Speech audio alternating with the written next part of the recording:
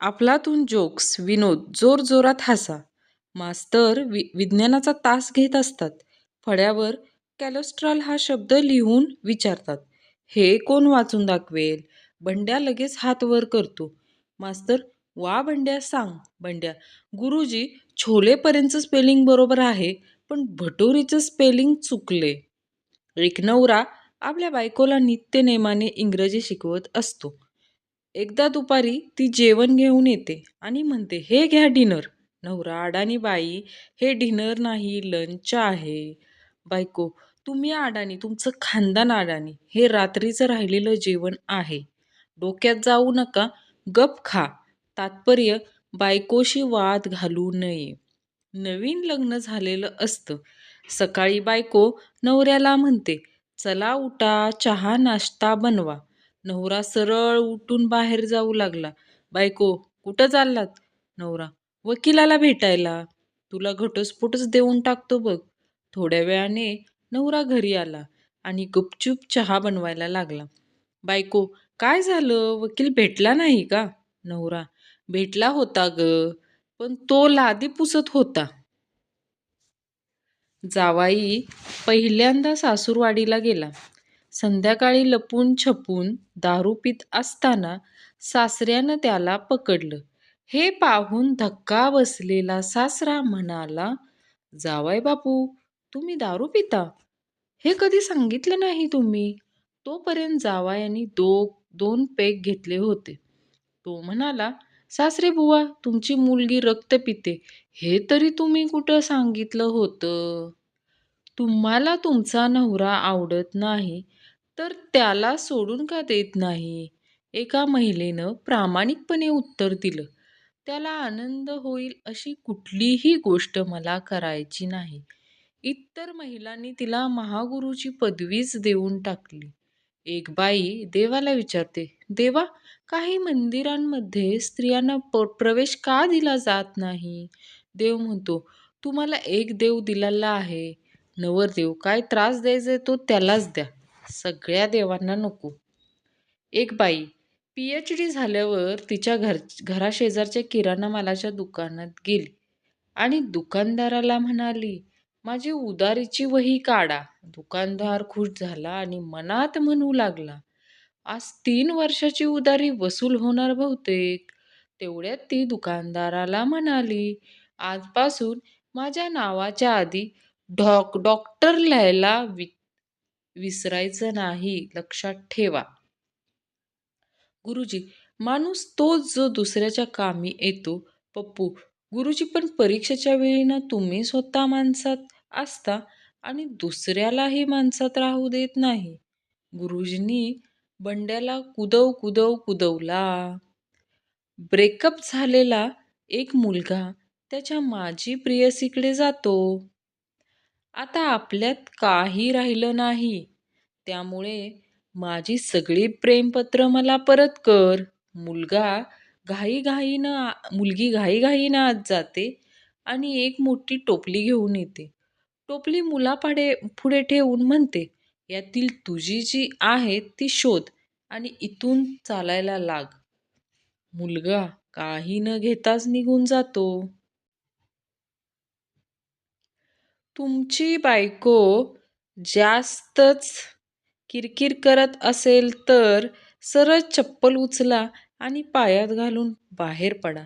चप्पल उचलून बाकी काही करण्याचा विचार करू नका, कारण त्याच्यासाठी हिंमत लागते. लग्न झाल्यावर बायको वेगवेगळे दागिने घालतात, जेणेकरून लग्न झालंय हे लोकांना कळावं. पुरुषांना त्याची गरज पडत नाही, कारण त्यांचा चेहरा बघूनच जे काही कळायचंय ते कळून जातं. बंड्याच्या मित्रानं त्याच्या हाताच्या 10च्या 10 बोटांमध्ये अंगठ्या घातल्या होत्या. बंड्या चकित झाला. त्याला राहवलं नाही. त्यानं कारण विचारलं, अरे बाबा, ही कुठली पद्धत, 10 बोटात अंगठ्या घालण्याची? मित्र म्हणाला, एक अंगठी लग्नातली आहे आणि बाकीच्या 9 अंगठ्या लग्नानंतरच्या संकटाचं निवारण करण्यासाठी आहेत. माझी लोकप्रियता बघून मैत्रिणींनी मला एक विचारलं, "तू निवडणूक का लढत नाहीस?" मी म्हणाले, "एकदा मी एकाला निवडलं होतं. त्याच्याशी लढायचं आता मला वेळ मिळत नाही." मैत्रिणींनी पुन्हा कधीच मला हा प्रश्न विचारला नाही. बंड्या एका बैठ्या चाळीतून जात असतो. तेवढ्यात एका घरातून त्याच्या कानावर शब्द पडतात. "अक्की घेतली ना आहेस ना? मग संपव ना ती." "नको, अजून जाणार नाही." "अरे क्वार्टर तरी घे." एक दारुड्या मेल्यानंतर स्वर्गात पोहोचला. त्याला संपूर्ण स्वर्ग दाखवला गेला. बिचाराला विश्वासच बसत नव्हता. त्यानं यमराजाला विचारलं, "मी तर एक दारुड्या माणूस आहे, तरीही मला स्वर्गात जागा कशी मिळाली?" यमराज म्हणाले, "अरे बाबा, तू दारू पिताना चकना म्हणून जे शेंगदाणे खायचंस ना, ते सगळे दिवस उपवासात मोजले गेले." जनरल नॉलेजचा तास सुरू होता. गुरुजी मुलांना विचारतात, "कोणाच्या घरात शांतता असते?" बंड्या हात वर करतो. "गुरुजी." त्याला परवानगी देतात.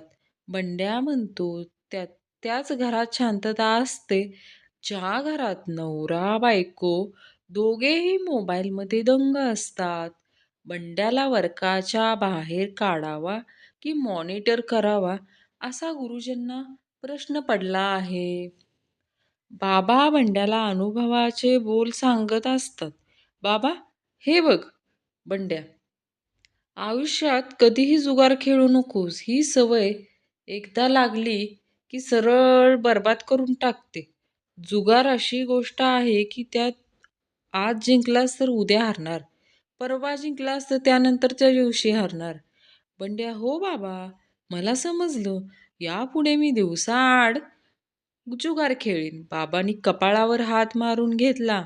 पप्पू बाबांना म्हणाला, "बाबा, तुम्ही अंधाराला घाबरता का?" बाबा, "अजिबात नाही बाळा. कुणी सांगितलं तुला?" पप्पू, ढगांचा गडगडाट, विजांचा लखलखाट, कशाची भीती वाटत नाही का तुम्हाला?" बाबा, "छे, अजिबात नाही." पप्पू, "याचा अर्थ तुम्ही आईला सोडून कोणालाच घाबरत नाही." पप्पूचे बाबा गपचूप चप्पल घालून बाहेर पडले. मुलगी, "आज माझ्या भावानं मला तुझ्यासोबत बाईकवर वाहिलं." मुलगा, "अरे बापरे, मग काय झालं?" मुलगी, "काही नाही रे. त्यानं मला बस भाड्यासाठी दिलेले पैसे परत घेतले." मिंटू, "या रक्षाबंधनाला मी गावाबाहेर जाणार आहे." चिंटू, "का रे अचानक काय झालं?" "कालपर्यंत आम्ही पिकनिकसाठी विचारत होतो, तर बहाणे सांगत होतास." मिट्टू, "अरे, कालच माझा गर्लफ्रेंडशी ब्रेकअप झाला आहे." चिंटू, "त्याचा गावाबाहेर जाण्याशी काय संबंध?" मिंटू, "अरे, ती आता राखी घेऊन माझ्या मागे लागलीये." नवरा बायकोला, "तुझ्याशी लग्न करून मला एक फायदा नक्की झाला." बायको, "काय हो?" नवरा, "माझ्या पापांची शिक्षा मला याच जन्मी मिळाली." नवरा, "तू दिवसभर झोपलेली असतेस." बायको, "मी आरामही करायचा नाही का?" नवरा, "उठ लवकर चहा कर." बायको, "तुम्हीच बनवा." नवरा, "माझं डोकं खूप दुखतंय." बायको, "माझा घसा पण खूप दुखतोय." नवरा, "ठीक आहे, मग तू माझं डोकं दाब, मी तुझा घसा गळा दाबतो." बायको दिवसभर उठली नाही.